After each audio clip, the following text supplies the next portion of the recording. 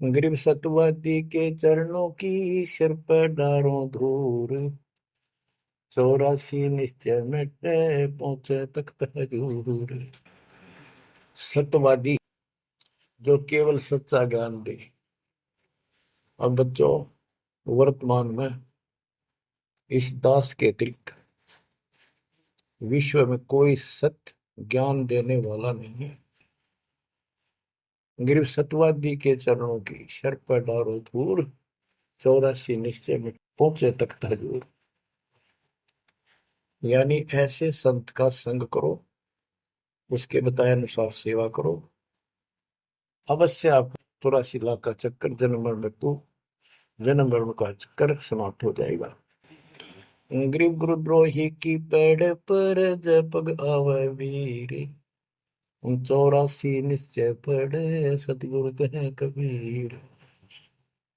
गरीब सतवादी किसको कहो को गुरुद्रोही जान। बिन बिन कह दीजिए नीरख सिर को छान।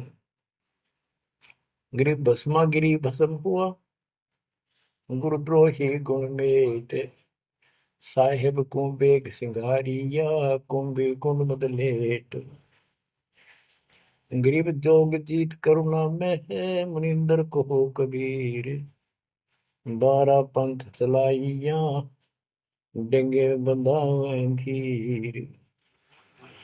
अब गरीबदास जी कह रहे हैं कि भस्मागिरी जैसी जो हरकत करता है वो दुष्ट आत्मा है। ऐसा है गुरुद्रोह ऐसे होते, अपने गुरु को उसी को इष्ट माने, वही उनका गुरु, और उसी की पत्नी के ऊपर ऐसी गंदी नीयत रखी। ऐसे ही जो गुरु के साथ अन्य बकवास करते हैं, जैसे 2-3 दुष्ट लोगों ने अपनी बकवाद के कारण संगत को लूटना चाहा, मेरे खिलाफ काम किए। इस संजय दिल्ली वाले ने और कौन जयपुर वाले। अगर ये सच्चे थे तो ये भी क्यों ना आते, माफी मांगने गलती होगी थी। तो बच्चों, ऐसे दुष्ट लोग हैं जो काल के वे जीवे, और वो भोली आत्मा इन दुष्टों के पीछे लगी थी। तो जो दास आपको बताना चाहता है कि इस गंदे लोक के अंदर ये व्यवस्था अच्छी नहीं है, या जहां जन्म है और मृत्यु है वो कैसा लोक है, ये गंदा लोक है। अब जैसे दास आपको बता रहा बार बार कि ये जो रजा मालिक ने कर रखी है आपके ऊपर, ये कलम तोड़ रखी है।